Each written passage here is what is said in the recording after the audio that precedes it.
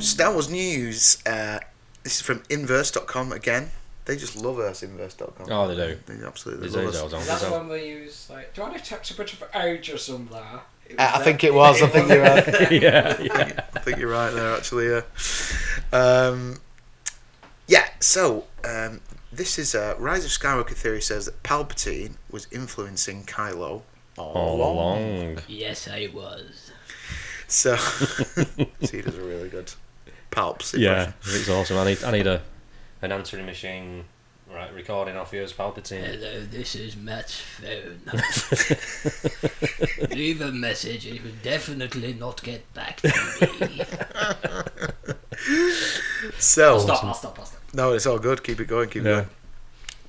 So, hearing Emperor Palpatine's laughter at the end of Rise of Skywalker trailer surprised most Star Wars fans in April, but a new fan theory, if true, would unearth the shocking revelation that Palpatine has been influencing events in the current trilogy of films all along. Yes, all along.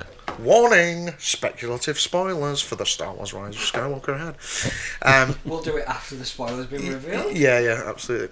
So, what if, after death, Palpatine possessed the mask of Darth Vader and has used that connection to manipulate Kylo Ren for years? Well, Similar versions of this theory have been circulating since Palpatine was first teased for Rise of Skywalker, but discussions surfaced on the Star Wars speculation subreddit.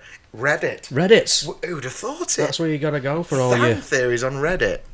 little bits of information. On Monday, in a post examining the more probable Palpatine theories, there was a supposed leak which claims that the Knights of Ren have found Vader's suit. I was going to say found Vader's shit. It's a piece of Vader's coprolite, sir.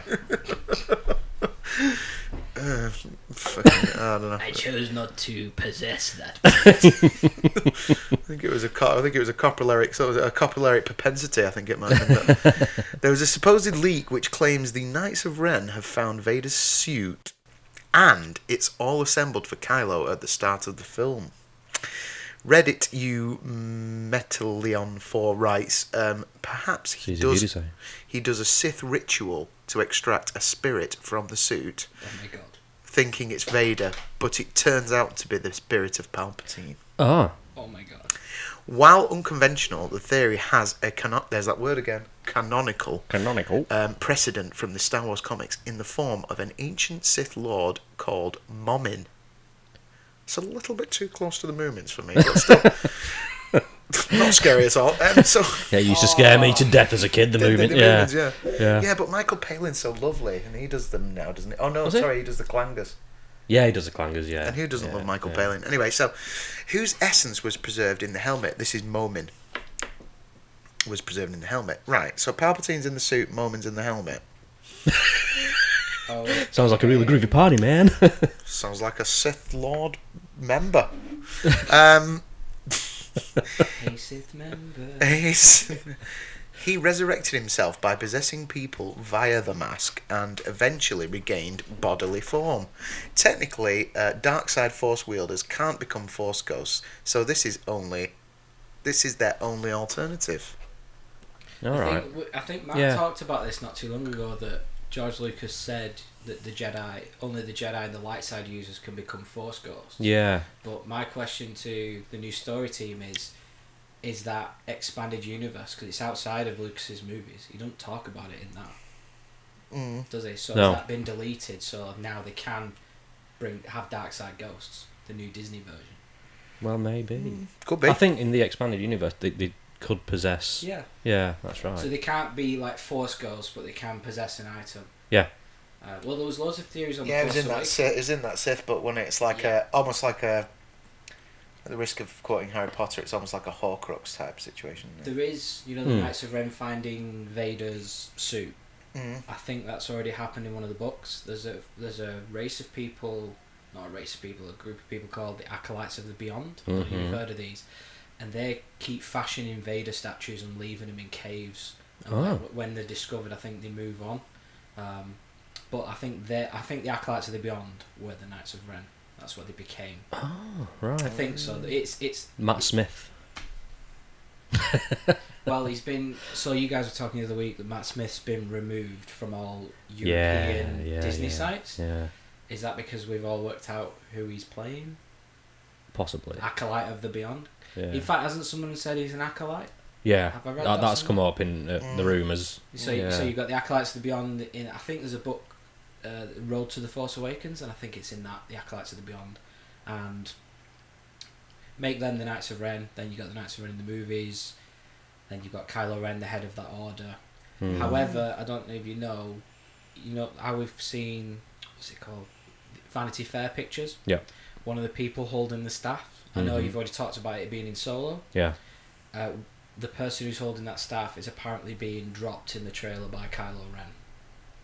Oh. Ah, right. Yeah, so there's stormtroopers shooting the Knights of Ren, and Kylo's picking them up and throwing them. And I saw that in the trailer, and I was like, "Why did you put that shot in?" Oh, really? Because you see that weapon, do you? Yeah. I'll have to rewatch that. Yeah. So could be that Kylo's like doing them all in now. The Knights of Ren. Maybe they've served their purpose. Right. To him, and maybe he's afraid because they could all turn on him if they're all as good as he is, and he wants to be the supreme leader. And there's quite a few of them. In The Force Awakens, you see Rey's vision. Yeah. There's about 4 or 5 of them stood behind him. 5 of them could, if they're really good, could take Kylo. Oh yeah. So maybe he's hunting them down one by one in the film. Oh my god. I'm just discovering this as I'm saying. Yeah. I kind of hope that I really, because I'm. It sounds good. Because I'm such a Vader fanboy. Wait there, I'm just going to get some popcorn. Okay. Keep going. So can we be on the story team now? How much longer do we have to wait? Yeah, we keep saying this. You know our email address. Come on. But because I'm such a Vader fanboy, what you just described, that the Vader theory that he's going to come back. Well, his suit, just any way, shape or form, because I love him so much. I want him in the movie. Yeah. In some kind of way. Some capacity. Snoke says his name a few times. I think in every scene Snoke's in The Last Jedi, he talks about Vader. Okay. He calls Kylo, you know, Vader, heir to Lord Vader later on, etc. You've got the Imperial March in The Last Jedi. You've got it in The Force Awakens. You got actual Vader helmet there. Yeah. Don't get to Rise of Skywalker and don't do anything with that, because that's just going to kill me. Yeah. True. Yeah. But Rian Johnson's not doing it, so my expectations may not be subverted. Yeah, that's right. Yeah. I don't think JJ put Vader in The Force Awakens to not have something become of it eventually. No. Yeah. I'd be very surprised if Vader is not involved in The Rise of Skywalker.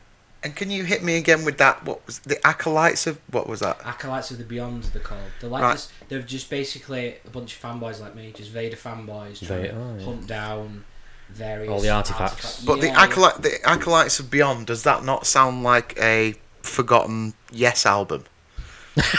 Sounds like a really cool band.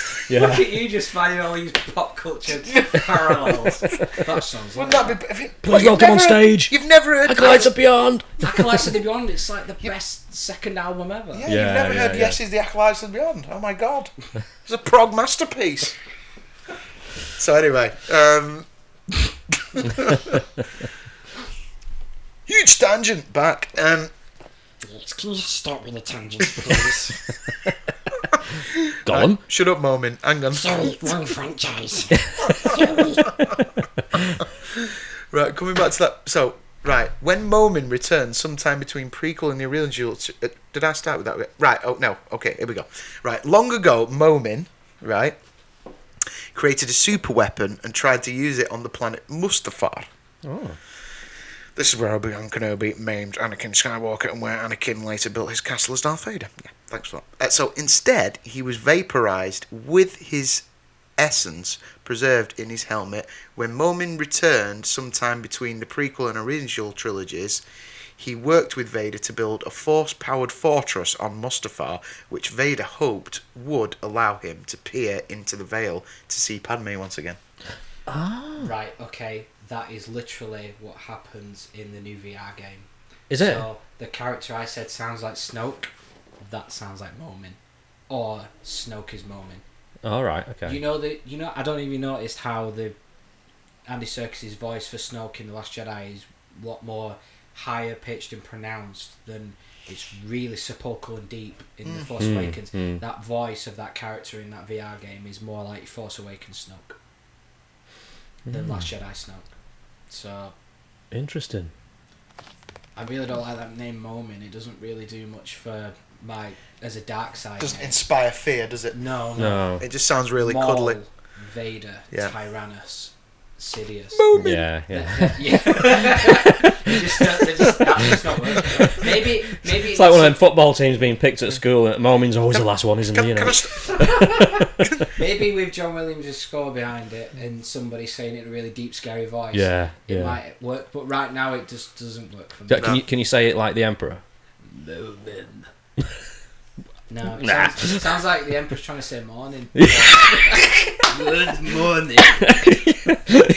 Yes. Roll it again. Yeah. Can I stop you for a moment? Can I just stop you? No, I just wanted to stop you there. No, so instead, Momin used... There's more to this. Instead, Momin used the Fortress's power to resurrect himself fully and attacked Vader, who won the deadly duel. We see Vader at his fortress during Rogue One, but its nature is never even hinted at there. Despite being removed from the Skywalker saga films, this story still counts as canon. So these ideas could be incorporated. There's a lot of ideas that could be incorporated into the Rise of Skywalker, let's be fair. Sith Lords can preserve their essence after death in objects, so after dying in the second Death Star, Palpatine might have latched his spirit onto Darth Vader's helmet or another piece of his armour. If that did happen, when the scene where Kylo Ren talks to Vader's mask in The Force Awakens gets a radical twist. Forgive me, Kylo says. I feel it again, the pull to the light. Supreme Leader senses it. Show me again the power of the darkness, and I will let nothing stand in our way. Show me, Grandfather, and I will finish what you started. Right? Okay. So, in the original context, it seems like Kylo Ren is just a Darth Vader fanboy talking to the Sith Lord like a fan might talk to their music idol via a band poster on the wall. Great analogy. So, let's all give a round of applause to Inverse there. So, does that mean he wants to destroy the Jedi and bring glory to the First Order, the spiritual successor to the Empire, or just embrace his inner darkness? I bet Momin would like to embrace his inner darkness because he's really cuddly. No. So we know the helmet doesn't hair.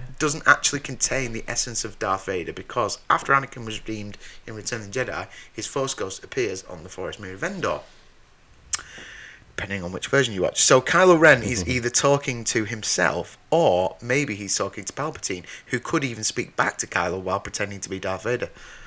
My brain's melting reading this. So, according to Star Wars The Last Jedi, a visual dictionary, Vader's helmet remains aboard the Finalizer, Kylo Ren's Star Destroyer from The Force Awakens. After Snoke reprimands him early in The Last Jedi, Kylo Ren refuses to encounter the mask until he's worthy of its legacy. If Palpatine does live inside Vader's mask, then it would make sense that it would influence Kylo Ren to betray Snoke, fulfilling Vader's true legacy by becoming yet another one of Palpatine's puppets. Just while we're on that, Ryan Johnson also was asked, where is the Vader mask? He said, was it on Starkiller? And he said, no, it's still on the Finalizer. Kylo Ren's Star Destroyer, so it's still... Right. At the end of The Last Jedi, it's still there. Yeah. Thankfully. So he's confirmed that it's still there? That's right, yeah. Okay.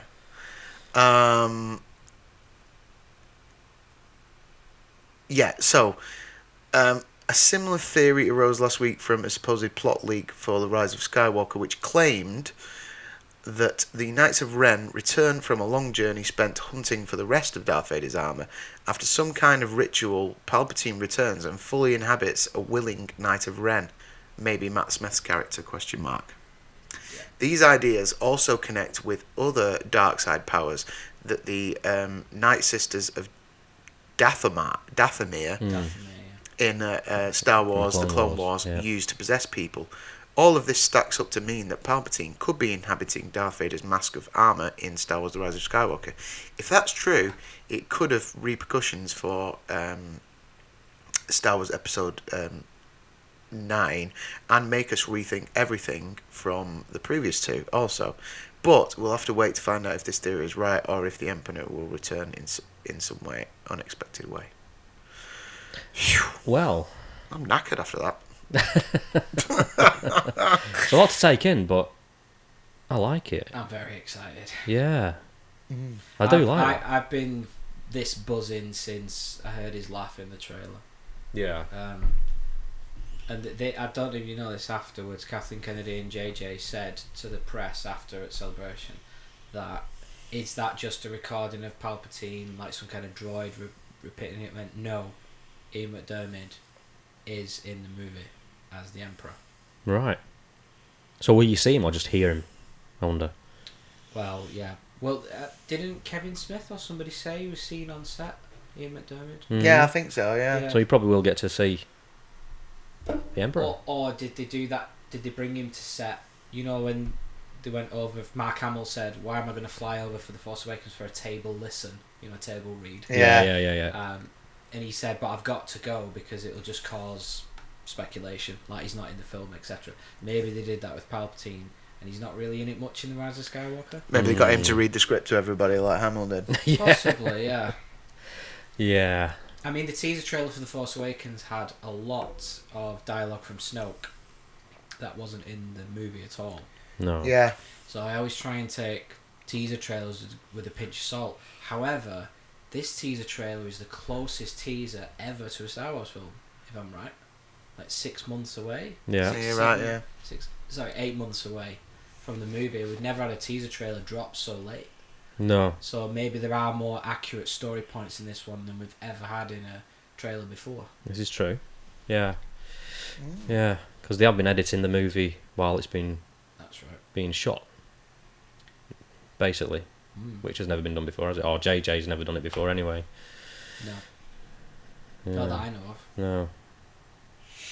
Well, this is very fascinating. We'll find out on the 20th of December 2019, I guess. Yeah. It does sound like they've been planning this all along, if this is turned out to be true. It's not just a handing over the baton.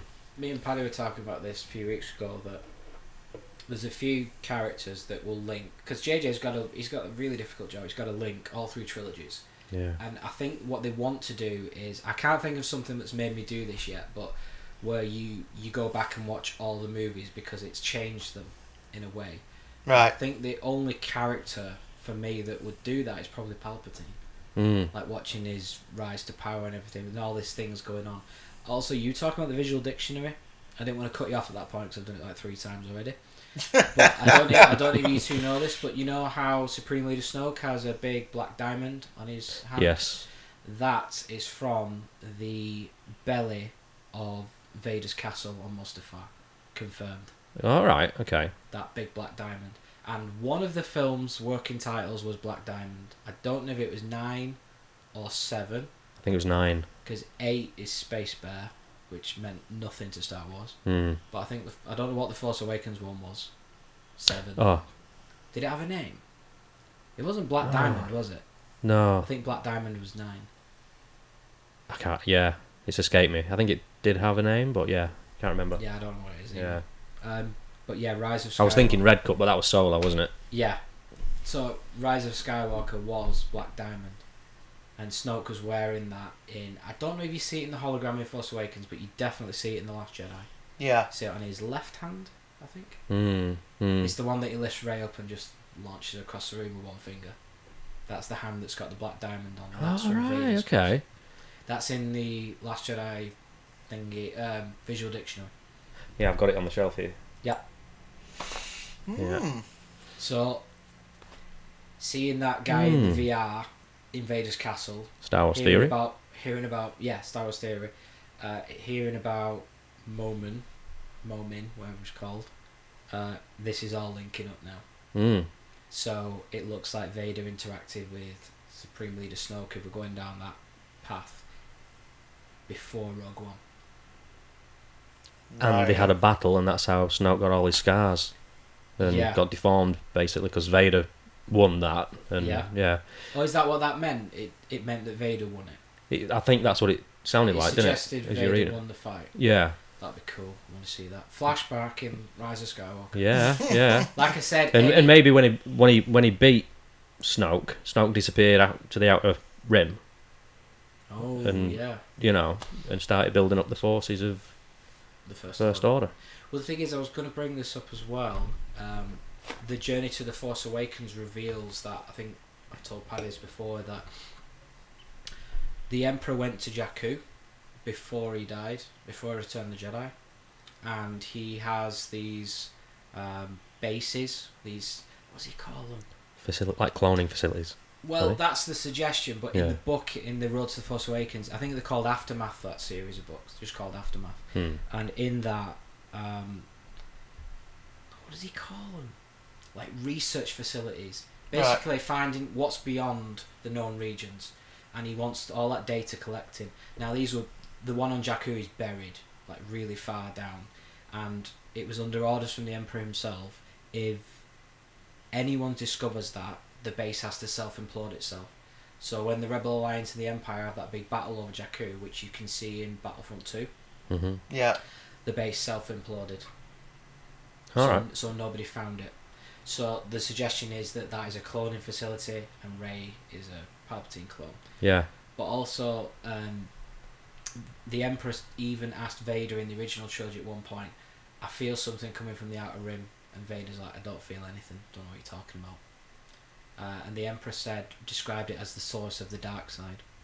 And there's another part of the book where the Emperor, he's quite clever, the Emperor, in this respect. He said what he planned for his death. He planned for Vader to betray him. He's like, what happens if the Empire falls? There's this whole group of people that would go. It sounded a little bit like after the end of the Third Reich, all these Nazis went to a certain place. I can't remember where they went.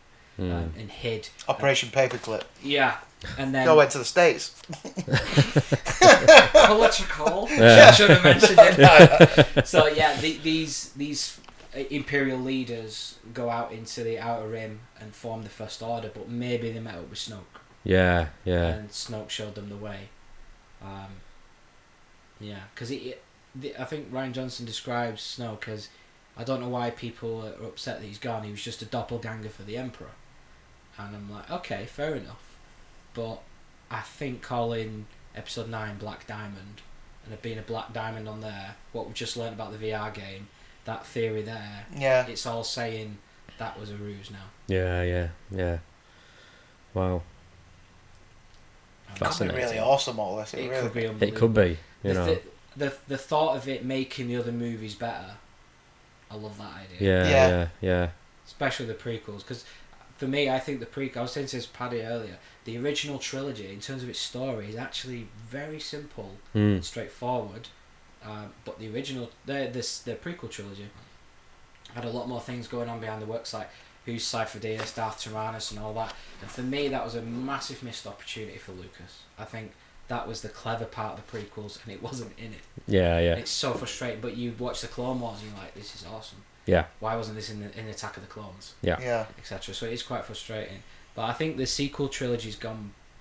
The Force Awakens went back to that simple storytelling, and then The Last Jedi's gone back to the prequels, trying to do things that don't need explaining, etc. Outside of it.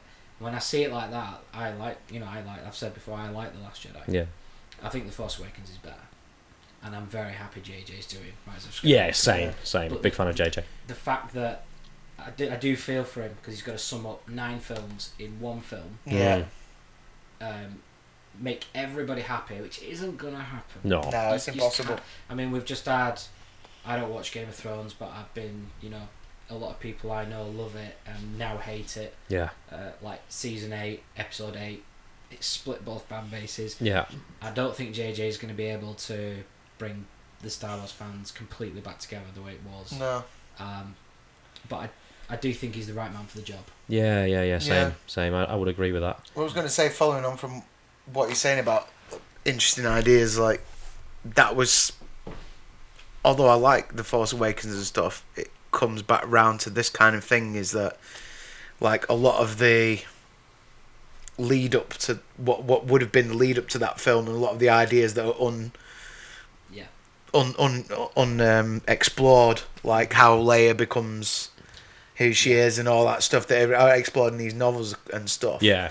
You think some of that stuff just sounds so much more interesting than what they actually got, the arc that she actually got, which wasn't much in the film. So my favourite thing from The Road to the Force Awakens with Leia was, I don't even know about this, but she was getting into the political side, so she was in the Republic, in the Senate, and they were trying to say the First Order's bad, etc. And then, I don't know if it's the First Order that do this, but propaganda started to appear. Pictures of Vader's helmet and saying who she really is. She's Darth Vader's daughter. And all this smearing stuff. And I'm like, why wasn't that in the Force Awakens? I know, It would have been amazing. It should have been, it would have been awesome, wouldn't it? Would have given Carrie a great part as well to play. I think she was a bit flat, her role was flat in the Force Awakens for me. It's a shame. It's kind of the wrong way around, isn't it? You know, the book should be the films and the films should be the books, sort of thing, you know, almost. The journey of how they got there was more interesting. That's the thing, isn't it? So, but no, this all sounds pretty exciting. Well, it's got me excited, if this turns out to be even a little bit true, you know. I mean, it's dark side overload, but but in a good way. Yeah, people love the dark side. Yeah, it's irresistible, isn't it? Yeah. Literally. Yeah. Resist. Yeah. Yeah. So, well, I guess we'll find out. Yeah. Move along. Move along. Move along. Move along.